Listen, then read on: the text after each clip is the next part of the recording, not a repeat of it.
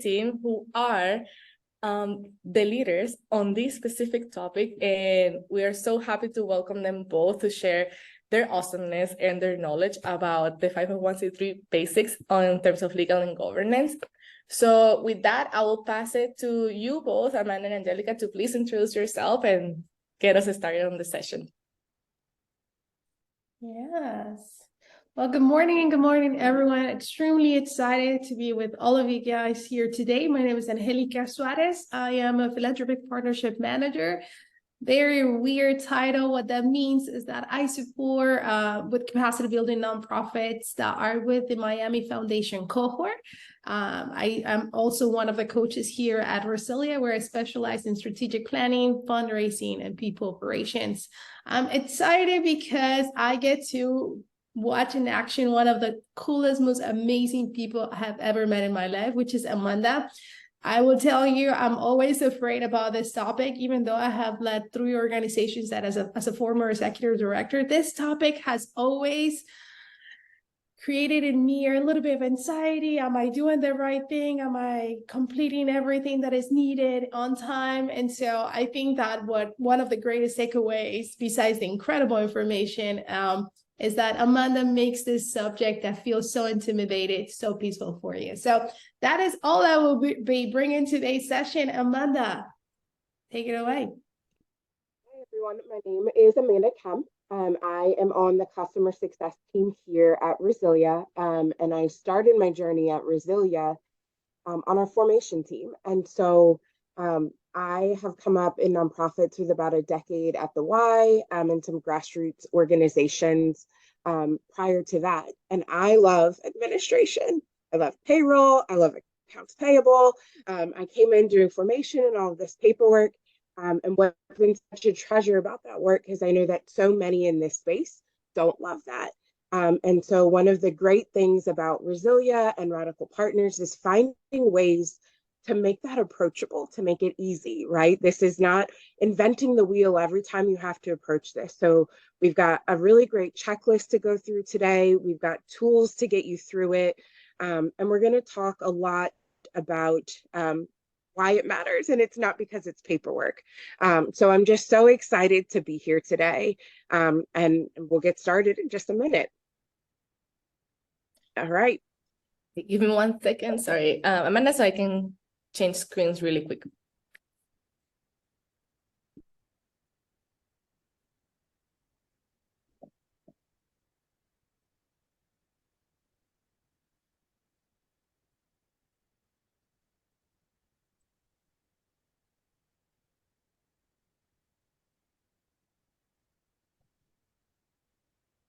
Okay. Perfect. Take it away. Yeah, so today we're going to kind of just go through the basics. We're going to talk through what it means to get your 501c3, why it matters, some of the very foundational pieces that you'll need to do, and some of that compliance that you'll need to face in your first year, as well as what to do next.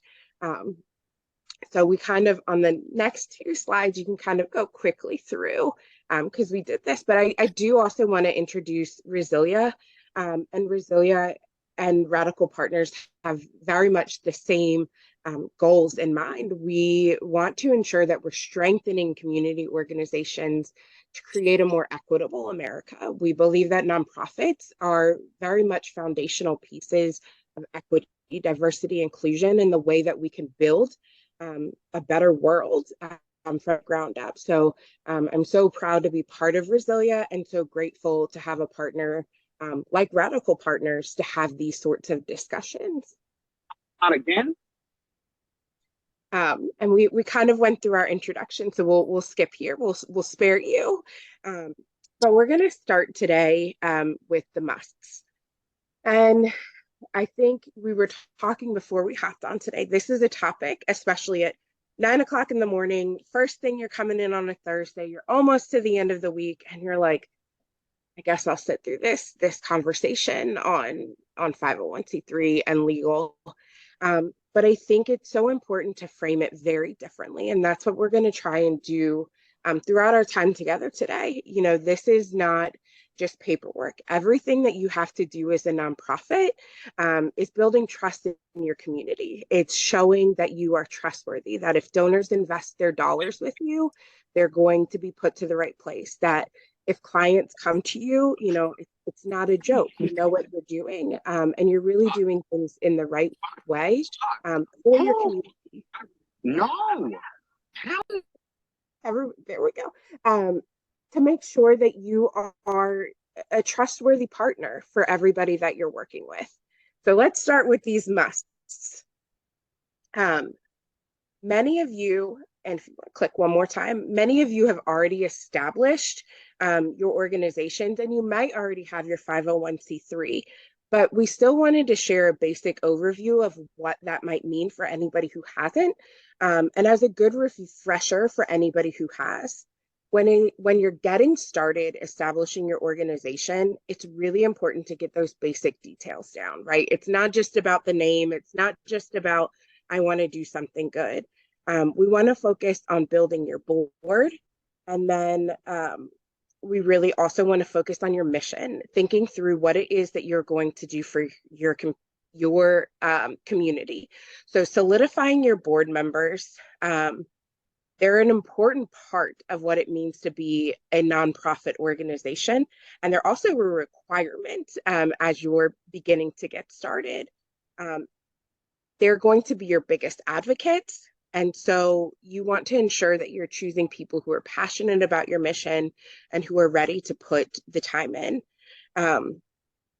As you're getting together your board and mission, it's really important to think about the common options, right? And this is where most of us are today. We're looking at 501c3. And so this is most often what charitable organizations choose. It comes with a lot of benefits. Does anybody in the chat, does anybody know what's the benefit of being a 501c3? We hear it all the time, but what does it mean? Why does it matter? Who's got something for me?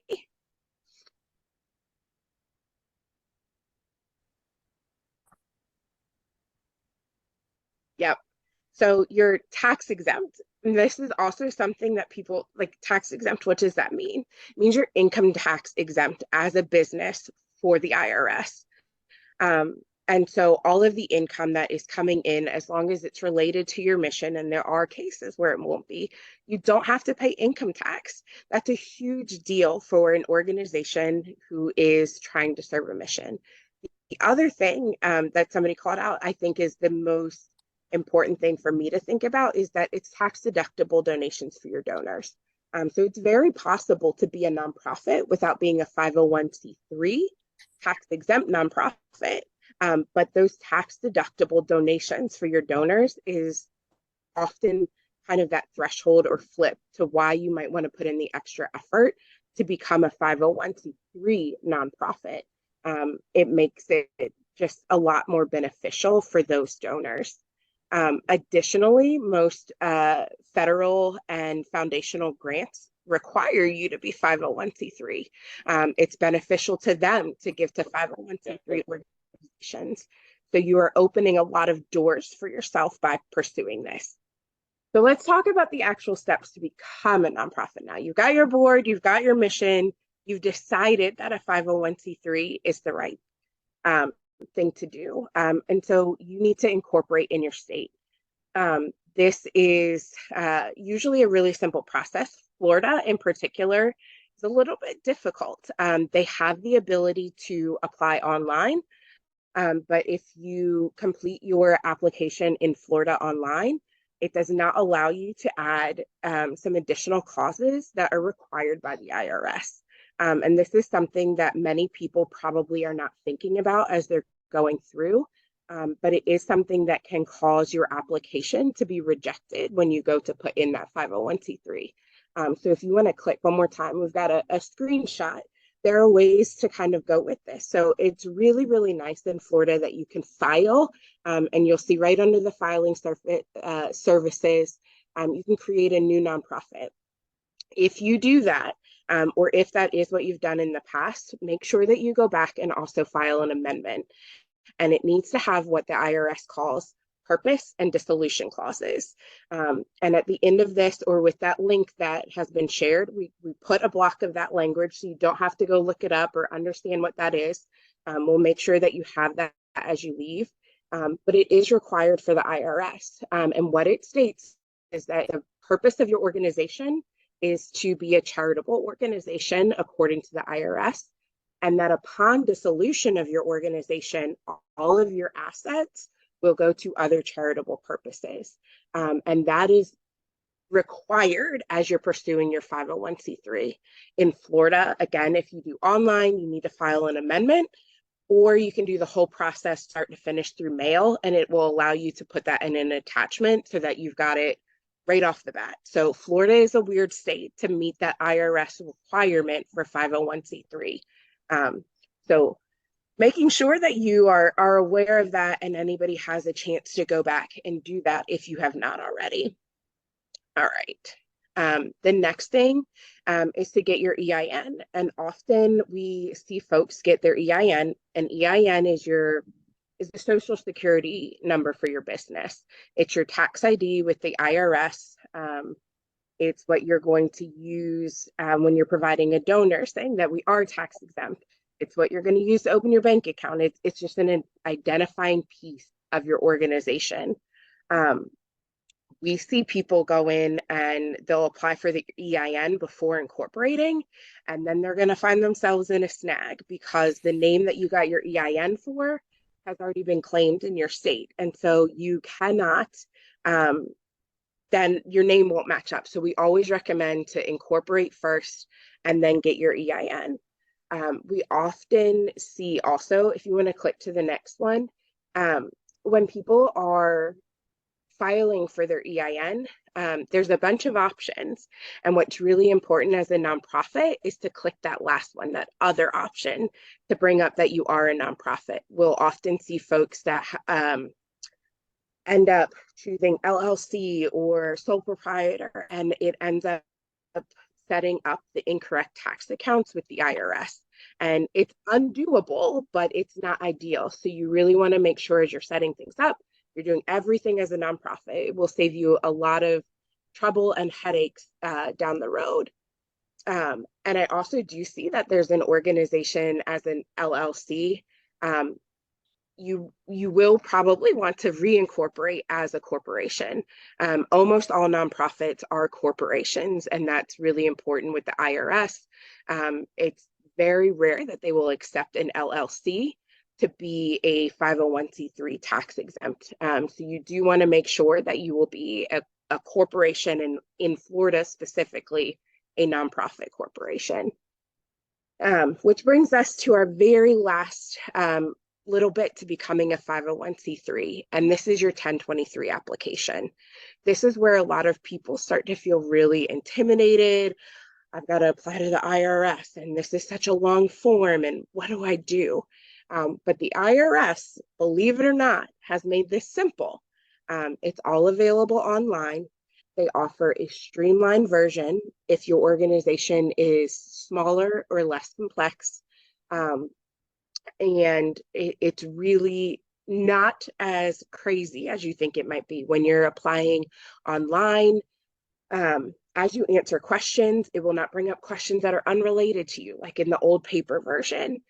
So let's talk about the two applications quickly. Most new organizations can use what's called the 1023 Easy. This is a streamlined form. It's about 3 pages long. It's going to ask you about your mission, your board members. It's going to ask to make sure that you've included that purpose and dissolution that we talked about.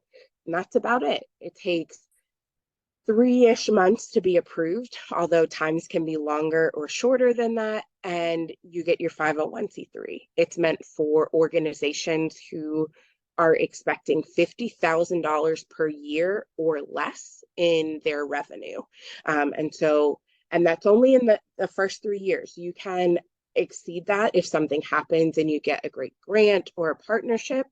It's okay with the 1023. They just want to ensure that when you choose to use it, your initial projections are that you will be $50,000 or less in annual gross income.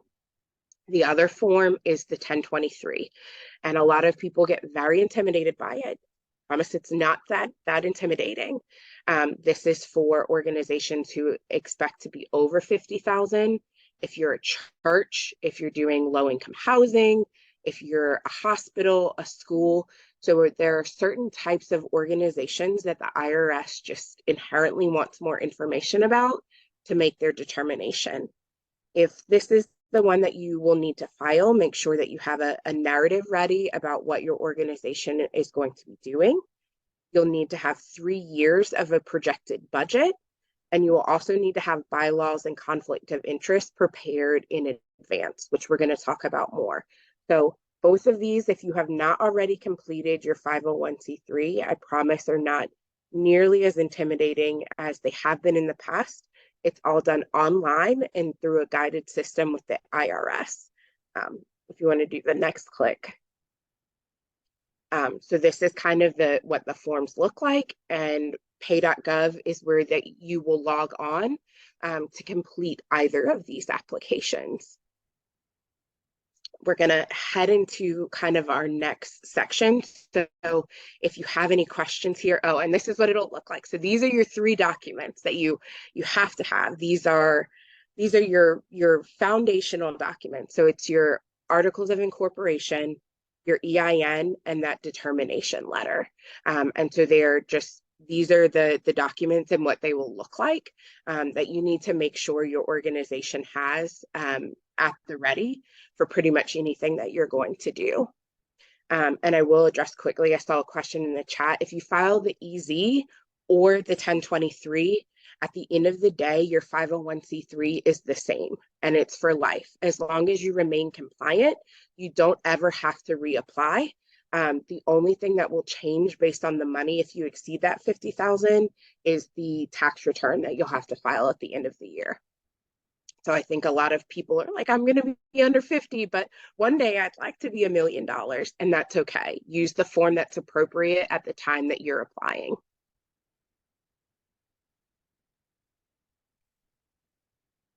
Okay, it's a lot of information, but let's pretend you've now gotten through the paperwork, you're established, you have proven that you are a charitable organization to the IRS through your application, and you're ready to really start working as an organization. The first thing that is going to be absolutely critical is establishing your bylaws. By creating clear bylaws, you're framing the future success of your organization. This is not just some document you create because you have to and it's there. Think about it as a safeguard for your future. They should help establish continuity on your board by establishing how elections are done and how often and how long board members can be there. They dictate who has fiscal responsibility. They outline how organizational decisions should be made. They're really important to how your organization will run when something comes up, when your organization faces adversity or has huge opportunity. And so there are a lot of places to find great templates for bylaws. Don't feel like you have to start from the beginning. Resilia has a template available, which we'll share with all of you, but also talking to other organizations in your community or other organizations that you know that have similar missions are really great places to start looking at bylaws. Our next is going to be a conflict of interest policy. And it's super interesting to me how many times this is overlooked by an organization, but it's really important in that trust building that we talked about. A conflict of interest policy is a critical part of creating a reliable community organization. When your organization is taking public funds or receiving corporate or foundational dollars, this is really ensuring that your board members are free of entanglements with anything that you're doing. And to be clear, you're not always going to be free of entanglements, which is also the point of a conflict of interest policy, because you want to ensure that those are above board, that they are transparent. And so if you have a board member who's a brother to the foundation that you're applying for the grant, you want to ensure that that is publicly declared and open, so that at no point can somebody come back to either the foundation that you're applying to or your organization and say, oh, they just got it because it's so-and-so's brother. If it's above board, if you are having your board members create this annually, you're creating a layer of transparency that protects your organization in times of potential conflict. And so again, Resilia has a template for this, and there are other examples, but I highly encourage you in places like Candid and some other nonprofit rating services. This is also a check mark that will get you a higher grade in those services, that you have a conflict of interest in place. So it's not only good from a liability and a protection standpoint, it also can improve your ratings and how the public views you because you are being clear and transparent. The other thing that I think is so often overlooked, but is absolutely critical as you're setting up your first year, is to establish a board calendar. And it seems simple, but I think I think you just assume you're going to have board meetings and you set this and you do that. But having it as a foundational document, we're going to have 12 board meetings a year. They're going to happen once a month, or whatever that looks like for your organization. Allows you to handle your business in a regular and predictable way. It ensures your board members are aware of their time requirements, and that any motions, discussions, or other business decisions can be handled in a timely manner. Along with holding regular meetings, keep in mind that keeping minutes of those meetings is really important. And it's not just because you should have meeting minutes. Many grants will actually require records of board votes for receipts of funds. So having board meetings and keeping those minutes can really be a critical part when you're starting to look for outside funding. And again, showing trust that you have regular meetings, businesses discuss regularly. This is, again, something I'm not sure that all organizations know. And so it's a really important thing in your first year and really within your first days to months after becoming a 501c3. Most states now have a solicitation of contributions registration. These were set up in states for consumer protection, just like you have consumer protection or the Better Business Bureau or different things guiding. States have set up these registrations to ensure that consumers within that state have a safe place to go and look to say, is this really a charity? And so Florida is one of those states where it is required. And so you need to make sure that if you have not already registered with Florida, that you do. What this registration is for is anybody, any organization who is going to accept or solicit funds from constituents within that state. So make sure that that is either complete for you or that it is on your agenda of something that you do need to complete. And this is, Florida is also a unique state in that your incorporation and basic business, your solicitation of contributions, and your tax are all in different departments. And so I just wanted to make sure to give you a quick screenshot of what this looks like, because I think it's with the Department of Agriculture. So it's a weird setup Florida has going there. So I just want to make sure that that's clear, because a lot of your compliance is actually going to be in different departments in Florida. All right, and lastly, as we said, there's different departments in Florida, but you are also going to want to make sure that you check in with the Department of Revenue. Every organization needs a tax ID, and in Florida, you will actually be able to use that tax ID and your 501c3 exemption to apply for state tax exemptions. And so make sure if you haven't that you are applying for your income tax exemption as well as sales tax exemptions, which is wonderful in that you will not have to pay sales tax on things that you are buying in relation to your charitable mission. So a really important way to protect your business and save some money and make sure that you are all set in the state of Florida. And here's Department of Revenue. So we saw all three of those different departments within Florida. Sunbiz is your incorporation, agriculture is solicitation, and Department of Revenue is where you'll need to go for your taxes. Amanda, I want to make sure if you were able to read the questions on the chat. So we have a few questions about conflict of interest policy, if it needs to be established on the bylaws. And then the other one, sorry. Yeah, so, and yep, I can see it. So your conflict of interest, you may in your bylaws just say that you will have a conflict of interest policy, but that's generally a separate document outside of your bylaws.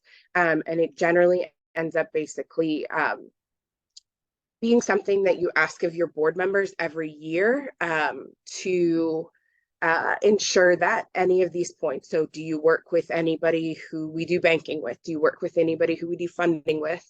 And again, we have a template for that, but it is not generally in your bylaws. I've seen organizations that have it in their bylaws, but it does not need to be, it should be separate. And yet Candid is changing the way that they work, but there are some GuideStar and some others are really, they will take some of that 990 data to do their rankings on your reliability. So yes, Sunday, Candid is changing the way that they work, which is both good and unfortunate. And then for my buddy bench, no to everything that you see on these slides. We're going to have an actual checklist that you can take out of here that will not only have each of these items, it will also have resources for each of these items. So as we continue, I want everybody to feel really comfortable just engaging and listening and thinking about your questions, and know that you will receive all of this in a written form with additional resources for you. We don't want you to have to deal with compliance on your compliance. So thank you for raising that so I can share that. But yes, you will have all of this in an actual checklist for you guys. All right. Annual filings. I know we're talking so much about so many different things, but your annual filings really don't have to be that intense. There's a couple of things that you really should focus on. The first is your 990. Your 990 is not only important because of the filing. If you don't file your 990, that is one of the only ways to actually have your 501c3 revoked. So if you have 3 years of not filing your 990, the IRS will automatically revoke your 501c3 status. So any of you who are like, oh, I'm not sure if I've done that, you might be on year 2, go back, look and check. It's a whole nother process to be reinstated after you're revoked. And I just, really want to see everybody here stay on top of that. The IRS has 3 different versions of the 990.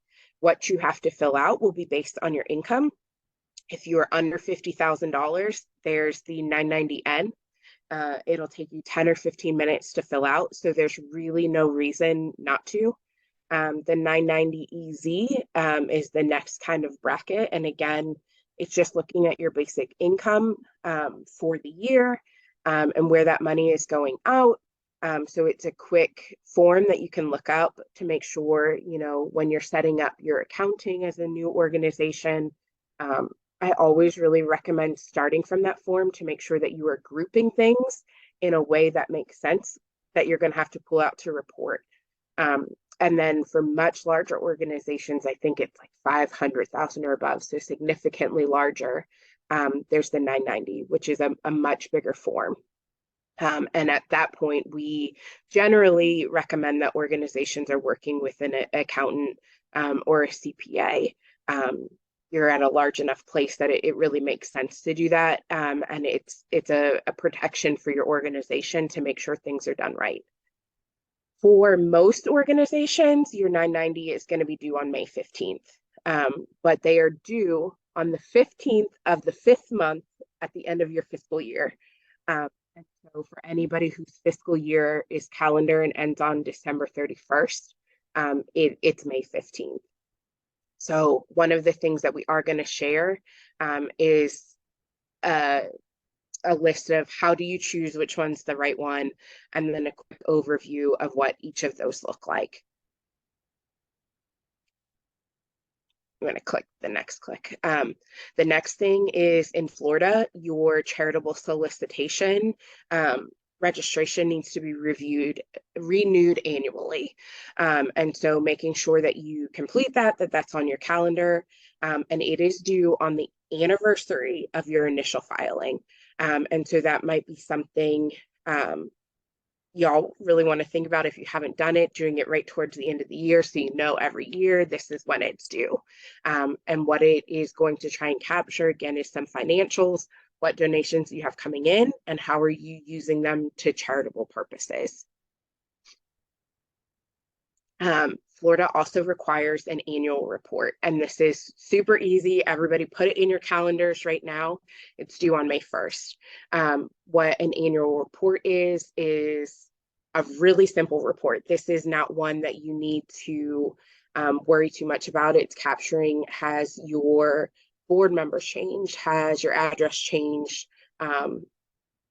It's pretty much just your organizational information, so that's a quick one.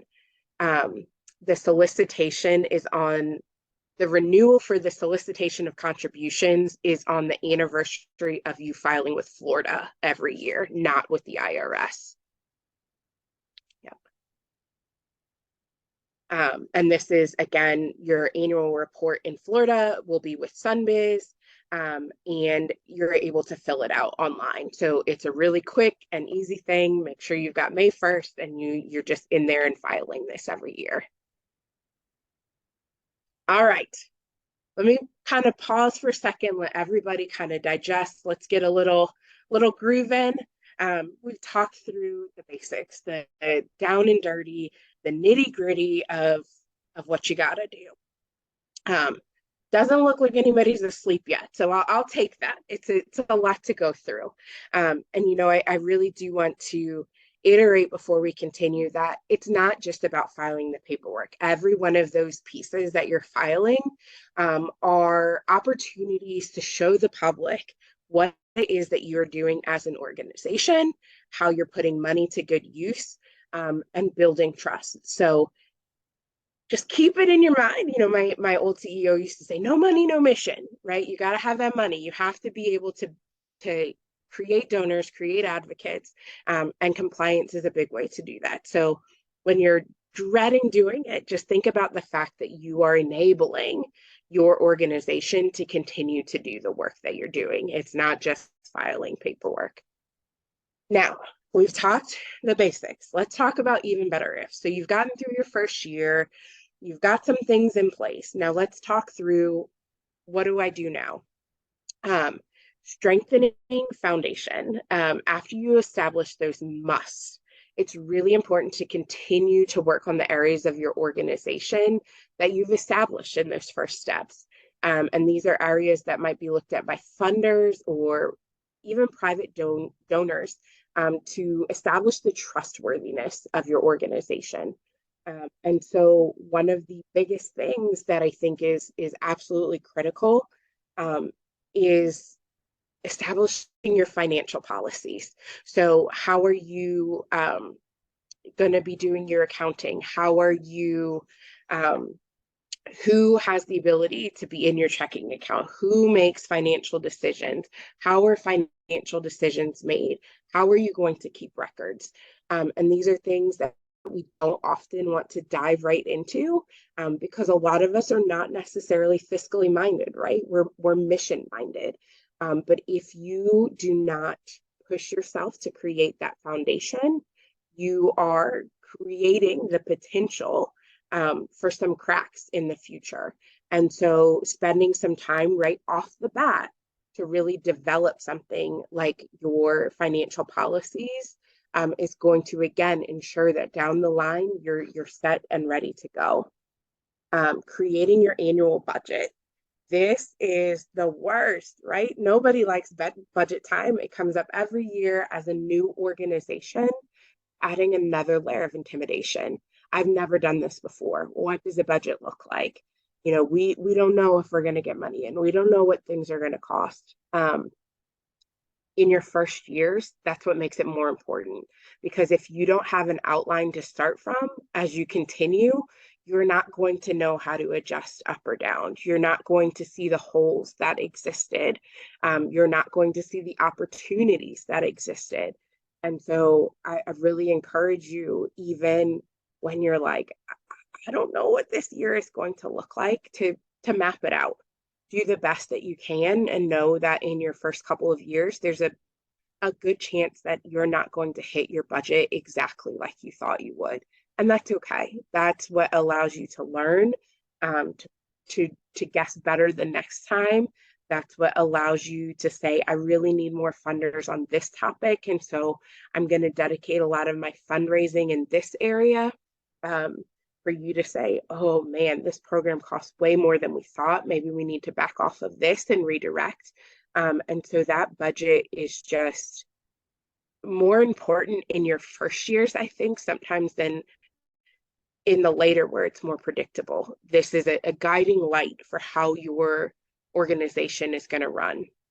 The next thing is something that I think is maybe a little bit on the newer side, but adopting a code of ethics. And this is something, you know, this is outside of just that basic conflict of interest where you're declaring something. This is where we have conflicts. This code of ethics is really ensuring that your organization is at the prime of what compliance means. We're holding ourselves not only to the basics of a conflict of interest or our bylaws, but that we have a code of ethics, that our board and our staff are going to abide by these guiding principles. This again, and I know Canada is changing, but this again is kind of one of those extra check marks that you're able to give your organization in terms of more advanced compliance. And to me, it's one of the simpler things that you can add. It makes you look even more like a mature organization.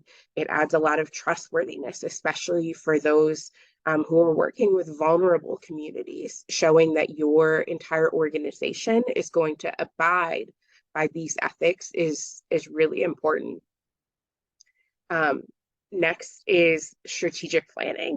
And this is something that I think in a lot of conversations you might have about early compliance, it's probably not going to come up. A lot of people almost think of strategic planning as once an organization has grown and they hit a point and they're kind of stuck, and now we're going on to the next thing, or it's a bigger organization and they need the next big thing. But strategic planning is something that should be a part of every organization. If you're a one-man team with 2 board members, there's absolutely no reason not to sit down and have a strategic plan. You might be fighting to get through each day, but if you continue to allow yourself to be in that place, you'll never get to the place where you get to dream forward. And so I really, you know, whether it's as you start your first year, maybe if you're closing out your first year, maybe you're 2 or 3 years old and you've never done it, to really take some time to create a strategic plan. It does not have to be a giant presentation, 20-page report of the next 10 years. But if you are at a place where you could do a 2-year strategic plan or a 3-year strategic plan, you're setting yourself up for opportunity, for vision, for alignment. And there's also nothing to say that as a young organization, if that year plan goes out the window the next year and you start all over, that's fine. But you are keeping yourself aligned with your future self. And I think that that's overlooked in young and small organizations way too much. Give yourself that opportunity to thrive. And again, it seems scary, but we're going to share with you some really basic tools that help make that something that you can very easily accomplish. It does not have to be crazy. And lastly, again, something that ends up in the most mature organizations I've found being overlooked is an annual fundraising plan. So often we see organizations that start and they're like, all right, we got our annual campaign kicking off in January. And then they realize, like, oh crap, we're short. Let's do this fundraiser. Let's do this fundraiser. Let's do this fundraiser. And not only are you risking fatigue of your team, you start to risk fatigue of your donors if you don't come at things with a plan. It does not have to be complicated. Think of your handful of big fundraising events you might want to do and which donors might fall in each of those buckets. But really try and think of it annually. I just have found so often nonprofits end up with like 20 events because they didn't think of what was going to carry them through. And then they're asking their donors 20 times. Their staff is so tired of making the ask. The donors are just like, dude, I've done it. I can't keep doing this. They want predictability of when they should schedule to give with you. And so really setting down in that first couple of months, first couple of years, and figuring out what does your annual plan look like. And that does not, again, mean that you are locked into anything and you can't flex, but really thinking through a strategy for your organization about what fundraising is going to look like. All right.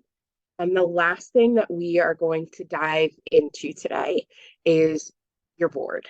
And this seems both like a simple topic and an overly complex topic. But there are a few places that you can start that will build a really solid foundation and a great place for your organization to build from. Your board is the lifeblood of your organization. They are the decision makers, and we think about them in that board role. But most importantly, think about them as your advocates, as your helpers, the people who are there to love and to deliver your mission. And so after you get your initial board, what you really want to take some time doing is making sure that you are getting a clear understanding of your board members, their resumes, their affiliations, right? And being able to have a biography that you can share. And so one of the most interesting and I just think special things that I've ever seen in my career working with board is we had a board member and we didn't know them very well. And so we just sent them off in a conversation with a donor. And watching this conversation happen, the board member was really into swimming and was telling everybody, or was telling this donor about the programs that the Y was doing around swimming, just kind of talking about it because that's what we sent him out to do. Well, it so happened that the donor he was talking to had a child who passed away drowning. And so we, by happenstance, created this dynamic of a board member who was passionate about swimming and a donor who had this as a high passion, and it resulted in a $10,000 donation. That was by pure luck. Had we done our research, this was a conversation that could have happened, 3-5 years earlier. So know your board members, know their passions so that you can match them with donors who have that passion. And that gift, by the way, allowed us to do free swim lessons for any summer camp kid who wasn't able to pass the swim test for the entire summer that year. So these types of connections, knowing your board members, knowing their interests, knowing what they've worked with, can really create magic. And so don't just take your board members in, get to know them, understand how they're connected, and how they can leverage those relationships that they have to just be an advocate. The other thing we often see in young organizations is that they establish this board. The board has the general role, right? We all know what that is. They're kind of doing your governance, but we miss the opportunity to have specific roles and responsibilities. And that's really a big opportunity. You want board members. Often we feel board members come in as volunteers. We should just take what they give us. And that's not really the way to run an effective board. You want to have, you're going to be responsible for serving on a committee. We'd like to have a give or get goal. What does that look like for your organization? And then what I find really empowering is that it should not just be here are the roles and responsibilities, but that you sit down at the beginning of your year, the beginning of their service, and then tailor that to each board member. And so you have one board member who might be really big in social circles. So let's talk about how your give or get goal could be much bigger.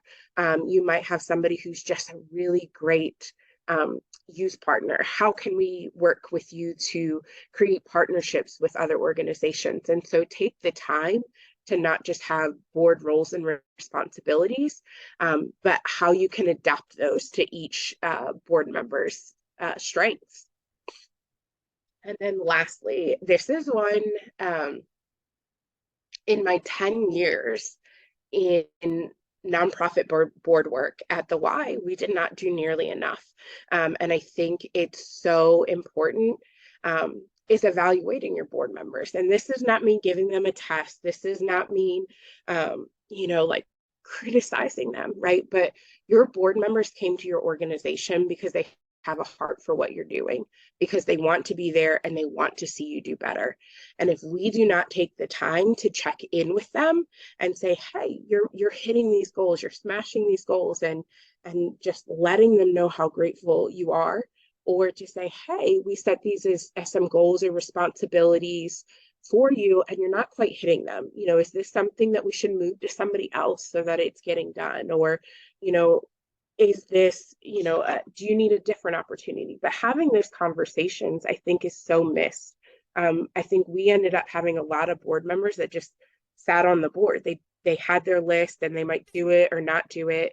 But we missed the opportunity to engage. And that could be, kind of from that, we'd really like you to do more. You're not hitting this, but it's also so important to reward and say, thank you so much for all that you've accomplished.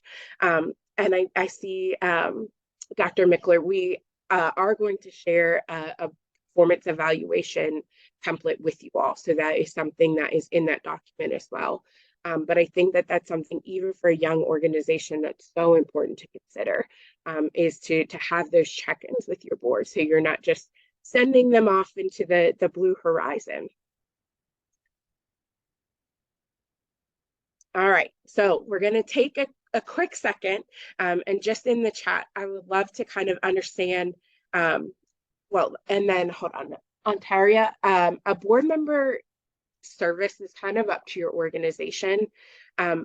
Most will have a term be 2 or 3 years. 1 year is usually too short because you want consistency. 2 or 3 tends to be pretty good, and then most will cap it at 2 terms. But there's no set of what you have to do. If I'm honest, at the Y, we had a board member who must have been 167, and he was still on the board because we never enforced term limits. And there are pluses and minuses to that, but I would really, I would recommend a 2 or 3 year term with 2 to 3 year term limit, or 2 to 3 time term limit. All right, so let's take a minute to look at where you're at. So if you want to just click 3 times, I think I got a couple of questions up. But I'm going to have Louisiana share a quick little version of our checklist, and it might actually not be on here. So if you have that checklist up, how many of these areas were you all able to check off? And share that in the chat. How many areas are you working on right now? And how many areas before today did you just not know about?